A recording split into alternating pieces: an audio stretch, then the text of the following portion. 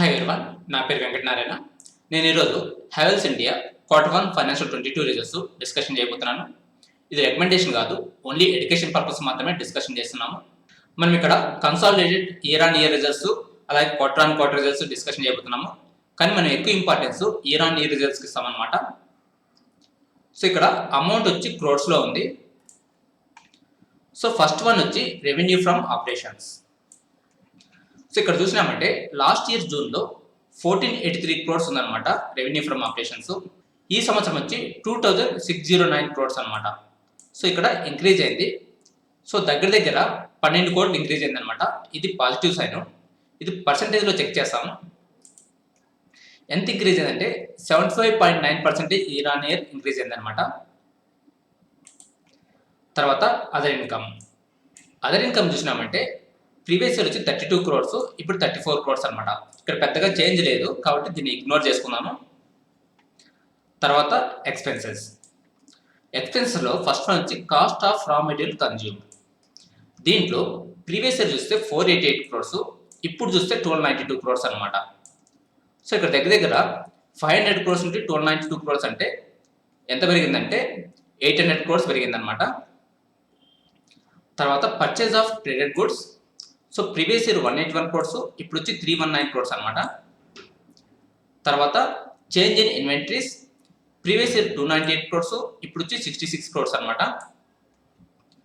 తర్వాత employee benefit expenses. So దీంట్లో previous year వచ్చి 177 క్రోర్స్, ఇప్పుడు వచ్చి 234 క్రోర్స్ అనమాట. అంటే దగ్గర 60 క్రోర్స్ పెరిగిందనమాట. సో ఇక్కడ మనం అబ్జర్వ్ చేసుకోవాల్సింది ఏమంటే ఎంప్లాయీ బెనిఫిట్ ఎక్స్పెన్స్ అనేది ఎంప్లాయీ సాలరీస్ వల్ల పెరిగిందా లేదంటే మేనేజ్మెంట్ సాలరీస్ వల్ల పెరిగిందా అనేది మనం అనలైజ్ చేసుకోవాలన్నమాట. ఇది చాలా ఇంపార్టెంట్. తర్వాత ఫైనాన్స్ కాస్ట్ చూస్తే ప్రీవియస్ ఇయర్ 16 క్రోర్స్ పే చేశారు, ఇప్పుడు వచ్చి 10 క్రోర్స్ అనమాట. ఇక్కడ ఫైనాన్స్ కాస్ట్ తగ్గింది. ఇంకొకటి, సో వీళ్ళు ఇంట్రెస్ట్ అనేది ఓన్లీ 10 క్రోర్స్ మాత్రం పే చేస్తున్నారు అనమాట. కానీ వీళ్ళకి రెవెన్యూస్ అనేది చాలా ఎక్కువ ఉంది.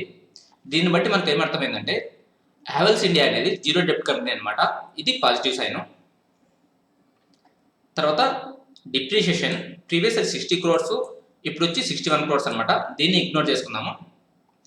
తర్వాత అదర్ ఎక్స్పెన్స్లో ఇక్కడ అడ్వర్టైజ్మెంట్ అండ్ సేల్స్ ప్రమోషన్.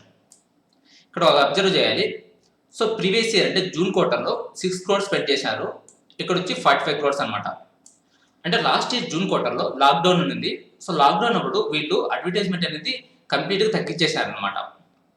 అప్పుడు వాళ్ళకి బిజినెస్ లేదు కాబట్టి అందువల్ల వీళ్ళు అడ్వర్టైజ్మెంట్ అనేది కూడా తగ్గించేశారు అనమాట. సో ఇది పాజిటివ్ పాయింట్.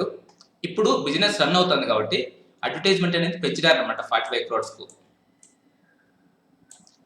తర్వాత others. So previous year 200 crores, ఇప్పుడు 297 క్రోర్స్ అనమాట. ఇది కూడా పెరిగింది. సో ఓవరాల్గా టోటల్ ఎక్స్పెన్సెస్ ఎంత అంటే ప్రీవియస్ ఇయర్ 1428 క్రోర్స్ అయితే ఇప్పుడు 2327 క్రోర్స్ అనమాట. రెవెన్యూ ఫ్రమ్ ఆపరేషన్స్ అలాగే ఎక్స్పెన్స్ నుండి ఏమర్థమైందంటే రెవెన్యూ ఫ్రమ్ ఆపరేషన్స్ అనేది ఇక్కడ పెరిగినాయి, అలాగే ఎక్స్పెన్స్ అనేది కూడా పెరిగింది. తర్వాత ఎంప్లాయీ బెనిఫిట్స్ అనేది కూడా పెరిగింది. ఫైనాన్స్ కాస్ట్ అనేది తగ్గింది. అలాగే వీళ్ళు చాలా తక్కువ ఇంట్రెస్ట్ పే చేస్తున్నారు అనమాట. అంటే ఇది జీరో డెబ్ట్ కంపెనీ అనమాట. ఇది పాజిటివ్ సైన్. అలాగే అడ్వర్టైజ్మెంట్ అండ్ సేల్స్ ప్రమోషన్ కూడా పెరిగిందనమాట. తర్వాత profit before tax. So previous year చూస్తే 86 క్రోర్స్, ఇప్పుడు వచ్చి 316 క్రోర్స్ అనమాట. సో ఇక్కడ 86 క్రోర్స్ నుండి 316 క్రోర్స్ అంటే దగ్గర 240 క్రోర్స్ పెరిగిందనమాట. ఇది పర్సంటేజ్లో చూస్తాము. సో ఎంత పర్సంటేజ్ అంటే 265% పెరిగిందనమాట. ఇది పాజిటివ్ సైన్. తర్వాత profit for the period. Previous year 63 crores, ఇప్పుడు 235 క్రోర్స్ అనమాట. సో ఇక్కడ కూడా 63 నుండి 235 క్రోర్స్ అంటే దగ్గర 170-180 క్రోర్స్ పెరిగిందనమాట. ఇది పర్సంటేజ్లో చూస్తాము. సో ఇక్కడ 268% పెరిగిందనమాట. ఇది పాజిటివ్ సైన్. సో ఇప్పుడు క్వార్టర్ ఆన్ క్వార్టర్ చెక్ చేస్తాము. So revenue from operations previous క్వార్టర్లో 3339 క్రోర్స్, ఇప్పుడు వచ్చి 2609 క్రోర్స్ అనమాట. సో ఇక్కడ క్వార్టర్ ఆన్ క్వార్టర్ చూస్తే తగ్గిందనమాట. సో ఎందుకు తగ్గిందొచ్చు అంటే సో ఈ సంవత్సరం జూన్ క్వార్టర్లో కొన్ని రోజులు లాక్డౌన్ పెట్టినారు, దానివల్ల వీళ్ళకి బిజినెస్ తగ్గిండొచ్చు అనమాట. సో ఇది మనం చెక్ చేసుకోవాలి ఎందుకు తగ్గిందనేది. సో ఇది పర్సంటేజ్లో చూస్తే ఇక్కడ 21% తగ్గిందనమాట. తర్వాత ప్రాఫిట్ బిఫోర్ ట్యాక్స్ చూసినామంటే సో ప్రీవియస్ క్వార్టర్లో 456 క్రోర్స్ అయితే ఇక్కడ 316 క్రోర్స్ అనమాట. ఇక్కడ కూడా తగ్గింది. సో పర్సంటేజ్ ఎంతంటే 30% అనమాట. తర్వాత profit for the period. So previous quarter వచ్చి 303 క్రోర్స్ అయితే ఇప్పుడు 235 క్రోర్స్ అనమాట. ఇక్కడ కూడా 70 క్రోర్స్ తగ్గింది. ఇది పర్సంటేజ్లో చూస్తాము, ఇక్కడ 22% తగ్గిందనమాట. సో మనకు year on year results, quarter on quarter రిజల్ట్స్ని బట్టి ఏమర్థమైందంటే హ్యావెల్స్ ఇండియాకు ఇయర్ ఆన్ ఇయర్ రిజల్ట్స్ అనేది చాలా బాగా వచ్చినాయి అనమాట. క్వార్టర్ ఆన్ క్వార్టర్ రిజల్ట్స్ అనేది కొంచెం తగ్గింది, కానీ మనం ఇయర్ ఆన్ ఇయర్కు ఎక్కువ ఇంపార్టెన్స్ ఇస్తాం కాబట్టి ఇక్కడ వీళ్ళకు ఇయర్ ఆన్ ఇయర్ రిజల్ట్స్ చాలా బాగా వచ్చాయి అనమాట. ఇది పాజిటివ్ సైడ్. ఇప్పుడు మరికొన్ని పాయింట్స్ చూస్తాము. సో ఇక్కడ బిఎస్సి వెబ్సైట్లో కరెంట్ ప్రైస్ ఎంత ఉందంటే 1103 రూపీస్ అనమాట. ఓకే, అలాగే డివిడెండ్ చూస్తాము. ఓకే, ఇక్కడ డివిడెండ్ 2018లో చూస్తే 4 రూపీస్ ఇచ్చినారు, 2019లో చూస్తే 4.5 రూపీ అనమాట. ఇక్కడ 50 పైస్ పెంచినారు అనమాట. తర్వాత 2020లో 4 రూపీస్ అనమాట, ఇక్కడ 50 పైస్ తగ్గింది. మళ్ళీ 21లోకి వచ్చేలకు ఇక్కడ 6.5 రూపీస్ ఇచ్చినారనమాట. అంటే 4 రూపీస్ నుండి 6.5 రూపీస్ అనమాట, 2.5 రూపీ పెంచారనమాట. అంటే దగ్గర 60% పెరిగించారనమాట. ఇది పాజిటివ్ సైడ్ అనమాట. ఇప్పుడు మనం వాల్యుయేషన్ రేషియోస్ చూస్తాము. ఇది లాస్ట్ 1 ఇయర్ ప్రైస్ చార్ట్.